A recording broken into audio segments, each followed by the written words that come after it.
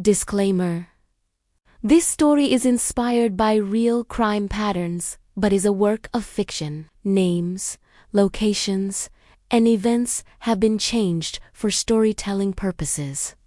Viewer discretion is advised. At exactly 2:17 a.m., a phone rang inside an empty apartment. No lights, no movement. Just a missed call from someone who had been dead for 3 days. Police would later call it the detail that broke the case. But before that call, there was a woman who trusted the wrong voice and a killer who believed he had committed the perfect crime. Part 1. The disappearance. Maya Verma was 26 years old. She lived alone in a quiet apartment building, worked late hours as a graphic designer, and rarely spoke to her neighbors. On a rainy Tuesday evening, Maya left her office at 9:40 p.m.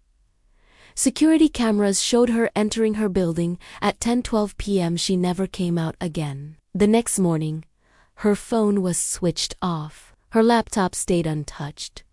Her coffee mug sat half full on the kitchen counter. By the third day, her sister reported her missing. When police entered the apartment, there were no signs of forced entry. No broken locks. No struggle. But Maya was gone. Part 2. A room that felt wrong. Detectives noticed something strange. The apartment was too clean. The trash had been taken out. The sink was empty. Even the bed sheets were freshly washed. People who vanish suddenly don't clean first. Then came another detail. Maya's wall clock had stopped at 2:17 a.m. The batteries were still full. Someone had manually stopped it. Part 3. The last person. Phone records revealed Maya had spoken to only one person that night. A man named Arjun. He was a freelance sound engineer. Calm/soft-spoken. Helpful.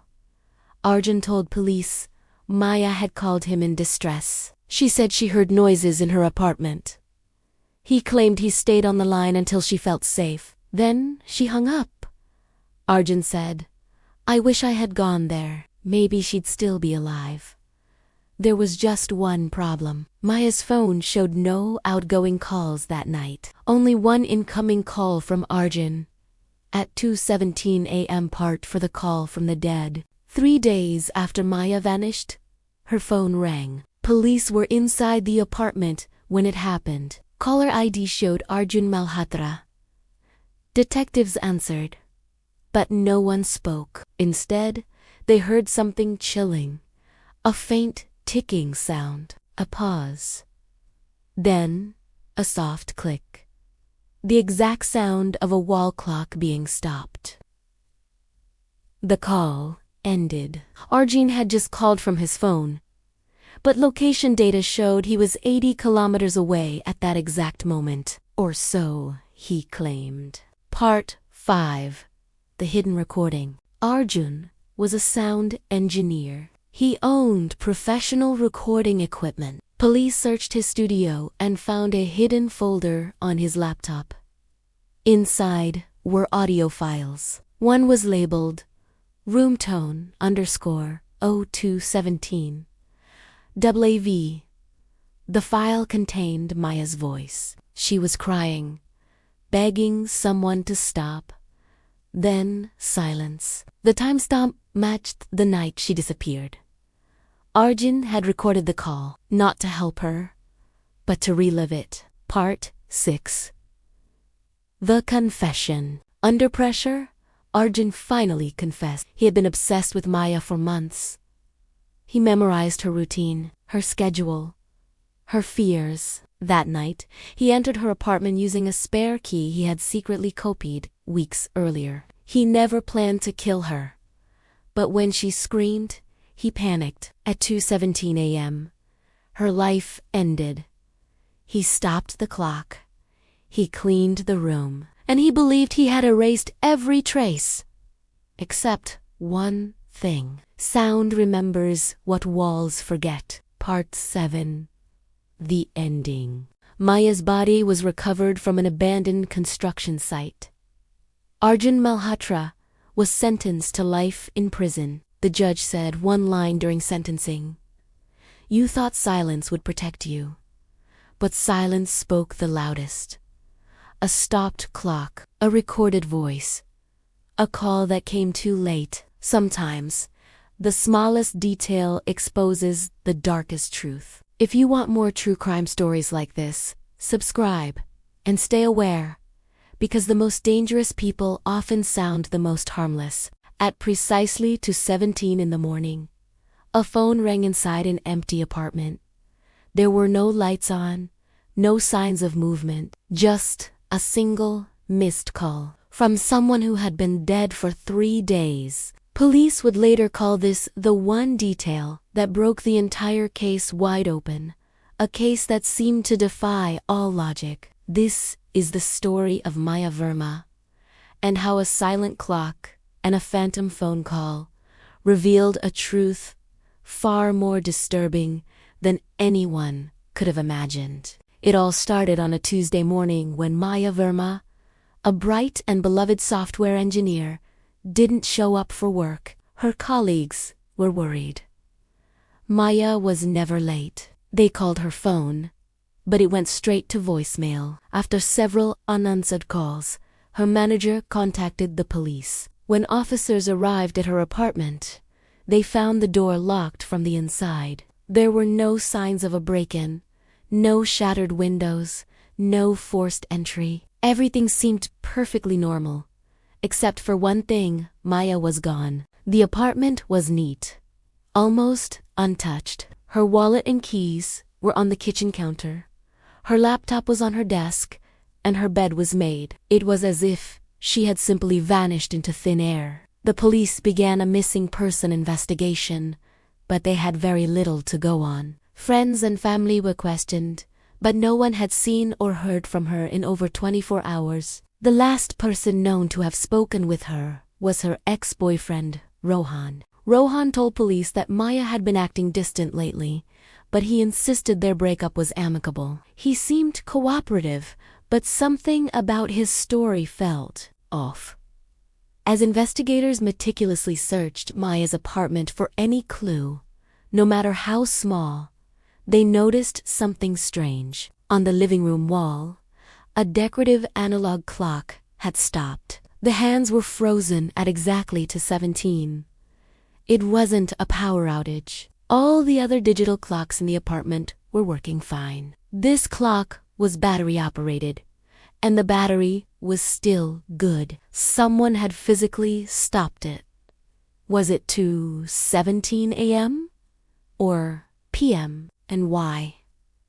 It was the first truly bizarre piece in a puzzle that was becoming increasingly complex. The investigation seemed to be hitting a dead end. There was no body, no weapon, and no clear motive. Then, 3 days after Maya disappeared, something happened that sent a chill down everyone's spine. A new call log appeared on Maya's phone records. A call had been made from her phone at 2:17 a.m., the exact time the clock in her apartment had stopped. The recipient of that call, her ex-boyfriend, Rohan. When detectives brought Rohan in for questioning again, they confronted him with this new evidence. His reaction was surprising. He didn't deny it. Instead, he looked relieved, almost vindicated. He told them, "See, I told you she was fine. She called me, we talked for a few minutes. She said she just needed some time away and asked me not to tell anyone where she was." He claimed she was safe and sound, and that the police were wasting their time. His story was convincing. It explained her disappearance, the lack of a struggle, and the mysterious phone call. It seemed plausible that Maya, feeling overwhelmed, had decided to escape for a while and had confided in the one person she used to be closest to. The police were almost ready to scale back the investigation, to treat it as a voluntary disappearance. But one detective, a veteran with a keen eye for detail, wasn't buying it. Something about Rohan's calm demeanor felt rehearsed. And the timing of that call, 2:17 a.m., the exact moment on the stopped clock, was too much of a coincidence. He decided to dig deeper into the phone records. Not just Maya's, but Rohan's as well. He requested a more detailed report from the service provider, one that showed the cell tower data for both phones. What he found was the bombshell that blew the case wide open. The records confirmed that at 2:17 a.m., a call was indeed made. But it wasn't Maya calling Rohan. The call originated from Rohan's phone and was directed to Maya's phone. Rohan had lied. He was the one who made the call, not the one who received it. Even more damning was the cell tower data. At the time the call was made, both Maya's phone and Rohan's phone pinged the exact same cell tower, the one closest to Rohan's house, miles away from Maya's apartment. There was no way Maya could have made that call. She, or at least her phone, was with Rohan when that call was placed. The phantom phone call was a lie, a carefully constructed piece of misdirection. Confronted with this irrefutable evidence, Rohan's calm facade crumbled. He became agitated, defensive, and his story began to change. He admitted he had gone to Maya's apartment that night, claiming he wanted to talk things over. He said they got into an argument, but he insisted he left after she asked him to go. He couldn't explain why both of their phones were at his house. The police now knew he was lying, but they still didn't have proof of what actually happened to Maya. They needed more. They executed a search warrant for Rohan's home and his electronic devices. His house was clean, almost sterile. They found nothing. His phone had been wiped of any recent data, but then they got to his laptop. Forensic specialists began a deep dive into the hard drive, looking for deleted files, hidden partitions, anything that could shed light on what happened. And that's when they found it. Buried deep within a folder of system files was a series of audio recordings. Rohan, a software developer himself, had been using a program that secretly recorded all audio input from his laptop's microphone.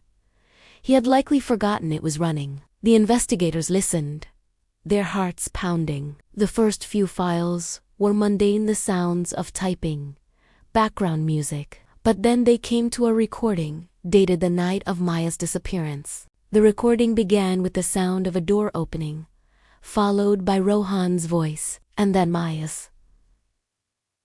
She sounded surprised, asking him what he was doing there so late. The conversation quickly escalated into an argument. Maya's voice was firm, telling him to leave, that it was over between them. Rohan's voice became increasingly desperate and obsessive. He pleaded with her, refused to accept the breakup. Then, the audio captured the sound of a struggle. Maya's screams filled the recording, followed by a sickening thud, and then silence. The recording continued for another hour, capturing only the sound of Rohan's heavy breathing and frantic movements. He was there, in her apartment, after she went silent. The most chilling part came near the end of the recording. After a long period of silence, the distinct, metallic click of a clock's hands being manually moved was audible. He had stopped her clock at 2:17, the moment her life had ended. The audio file was the irrefutable proof they needed. It was Maya's voice from beyond the grave, telling her own story. Rohan had killed her in a fit of rage and obsession. He then used his technical knowledge to try and cover his tracks, creating a digital alibi. The call from his phone to hers was a desperate attempt to create a timeline that showed she was alive and well after he had left. He thought he was being clever, manipulating digital records to create a false narrative. He believed that by erasing texts and call logs, he could erase his crime. But he made two fatal mistakes. He forgot about the audio recording program running on his own laptop, and he underestimated the power of simple cell tower data. His attempt to create a perfect alibi ended up being the very thing that incriminated him. The silence he tried to create was ultimately filled by the sounds he had unknowingly recorded. With the audio evidence, the police were able to locate Maya's body, which Rohan had disposed of in a remote, wooded area. Faced with the recording of his own actions, Rohan finally confessed to everything. The case of the missing woman and the phantom phone call was solved. It wasn't a supernatural event or an unsolvable mystery. It was a tragic story of obsession and a chillingly calculated cover-up that was ultimately unraveled by the very technology the killer tried to use to his advantage. The clock stopped at 2:17